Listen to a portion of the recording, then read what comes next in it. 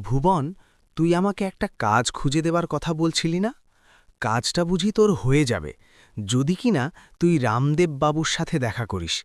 তাহলে কাজটা পাকাপাকিভাবে হয়ে যাবে। ঠিক আছে কাকা, তুমি যে কথাটা বললে আমি সেটাই বলবো। রামদেব বাবুর সঙ্গে আমি আজই গিয়ে দেখা করব। কতদিন বাদে শহরের দিকে যাচ্ছে। অচেনা রাস্তা, কিছু জায়গা পড়ছে, তবে এই অনেক দিন আগে এই রাস্তায় আমি এসেছিলাম। ঈশ্বরের কৃপায়, ভগবানের আশীর্বাদেই যদি আমার এই কাজটা হয়ে যায়, আমার এই অভাবের সংসারে ছেলেপুলে নিয়ে বউবাচ্চা নিয়ে আমি সংসারটা চালাতে পারব। আর কত দূর। কাকাবাবু, আপনাদের মধ্যে কেউ কি রামদেববাবু আছেন?